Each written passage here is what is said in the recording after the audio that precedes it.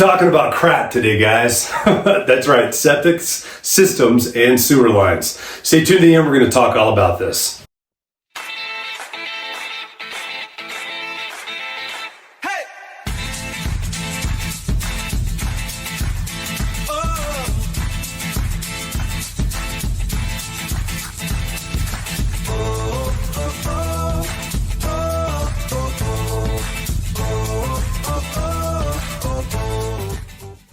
Hey guys, I'm James Dean, team leader of the James E. Mountain Homes team. Thank you so much for watching these videos. Just really quick before we get into the meat of this video, I just wanted to make sure if you haven't done so already, hit that subscription button down below, hit that notification bell. That keeps you updated on all the new videos that we have coming out weekly.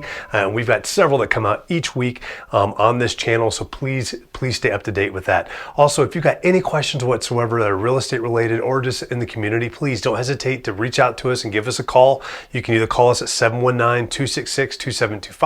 You can text us to that number as well, or you can email us at info@jdmret.net. Please, whatever you got to do to get those questions to us, please ask. We're here to help. We're here to provide value to you and helping you make informed decisions, whether you're looking to buy or sell real estate or just typical questions for the community out here. We are local experts of this area and we love this area. So please reach out to us, and we hope you guys enjoy this video. Okay, so today, guys, we're talking about some specific systems, and we're going to start with septic systems, and we'll talk about sewer lines too. And the reason why these are important, especially if you're looking at purchasing a home here in the Pikes Peak region. Now, we have lots of different varying topography. You could be up in the mountains, you could be down on the front range, lots of different things that can affect these. We're gonna hit some of the broad strokes on this, and if you've got some specific questions, don't hesitate to ask either in the comments below or give us a call and ask those questions, because we'd love to help answer them. So septic systems is what we're gonna talk about first, and we'll talk about them up in the mountains, and then we'll talk about them down in the front range area. Most important thing to know about septic systems, first of all, is that if you're purchasing a house in Teller County that has a septic system, that system needs to be pumped and inspected, but it can only be done if it's asked for on the actual offer, if you're trying to get the sellers to pay for it. We do this on all of our offers up here. The sellers have been crapping in it. They've been using it. They should be the ones responsible for pumping and having it inspected. Now, on the seller side, you might be thinking, well, that's not fair. Why does it work like that? Well, I'm going to tell you this. You're in one county right now that is an island in and of itself that's surrounded by counties that require this. I would not be surprised to see this come down as a requirement with the health department in Teller County eventually, but it's just not now. And savvy agents are going to ask for this. So if you're looking at selling your house, you need to be ready to pay for a pump and inspection of your septic system, because if you end up with a buyer's agent such as myself, we're going to ask for it on there. The buyers will typically take care of most of the other types of inspections. Normally that's all negotiable as well, but that's pretty normal for what we see up here. But the septic systems are usually taken care of by the sellers. Even in an extremely hot market that we had 2 years ago, we still saw sellers taking care of the pump and inspection. Now, the flip side of that is don't get out there and jump the gun and just get it knocked out before your house even goes on the market. Just be ready once your house goes under contract to go ahead and put that order in and get it done immediately. That's something to kind of watch out for, because you don't want to do it immediately and then something happens with the market and it sits for 6 months, doesn't sell, and then you got to get it pumped and inspected again, or you're fighting that battle on the actual offer, negotiating back and forth on something that just could have been waited on as well. So just a little food for thought on that.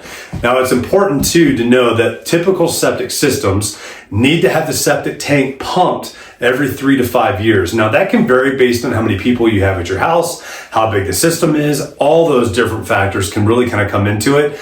It's good to know right up front when you first move into a home and go ahead and get it pumped in that first 3 to 4 years to find out from that professional septic guy, hey, this is how much was in there, this is how much you have left, so you can kind of gauge it for the next time you need to get that pumped.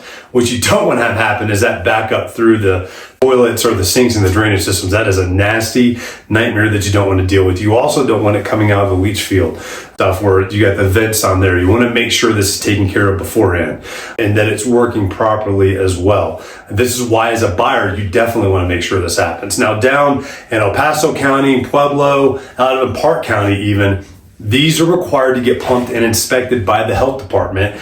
They have to be done before the house can actually transact to another purchaser, another buyer, another owner. So then it has to be through one of the health department approved septic pump and inspection contractors or vendors that are out there that are licensed and have been approved by the health department. And the health department does that because they're protecting the public out there to make sure there's nothing weird that's going on.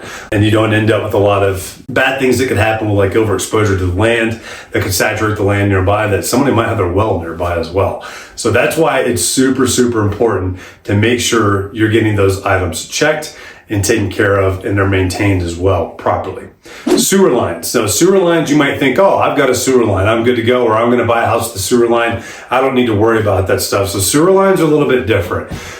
Sewer lines can a lot of times break between the house and the main line. Guess whose responsibility that is? The current owner, if that happens. If your line breaks between your house and the sewer line, you are talking tens of thousands of dollars usually to get this replaced and to get it fixed. So it's just as expensive as a septic system. Now it's just a line because they're going to have to excavate and put new lines in. Now, depending on the age of your house, you could even have clay lines down there. Now, how brittle and how fragile do you think clay will be as roots and everything else kind of goes around? Yeah, that's right. It could be pretty brittle and it could break pretty easily.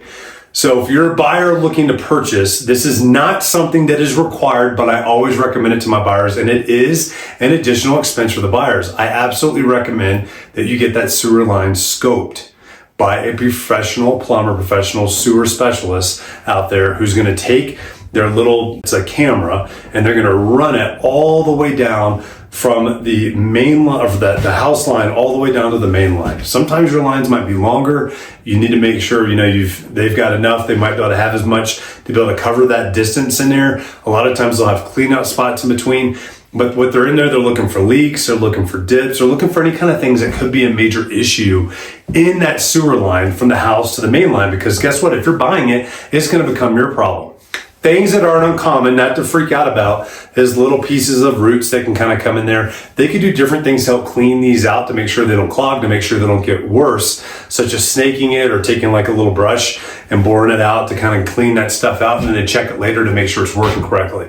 But the big things they're looking for is those cracks and those breaks that says, hey, we got a major issue right here. We've even seen them where they're like all the way split apart. So definitely not a good thing to have. And you can have that up in the mountains. You can have it down on the front range. It doesn't matter where you are. If you're attached to a sewer line, it's worth the extra couple $100 to have that line checked for that peace of mind and knowing that within the first year or 10 years from now, hopefully, you don't have to pay for a new excavated line to go in that's going to cost you tens of thousands of dollars to put in. So certainly something that's important to look at as well. So I hope this kind of helps kind of shed some light on some crappy subjects. You guys are able to kind of get some ideas on things that we're looking for, things that we're guarding against when we're out here and we are looking at purchasing or selling homes in the Pikes Peak region. Hope you guys enjoy this video. I'll see you next time. Guys, I really hope that you enjoyed that video. And once again, before you sign off, make sure you hit that subscription button, that notification bell down below. That will keep you updated on all the new videos that we have come out that are here to inform you and help keep you updated on what's happening here, both in the community and in real estate as well. And once again, too, if you got any questions, please do not hesitate to give us a call, 719-266-2725. You can text us at that number as well, or you can email us at info@jdmret.net, and we will get back to you as quickly as possible to answer all of those questions. We're here to serve you, and we look forward to helping you soon.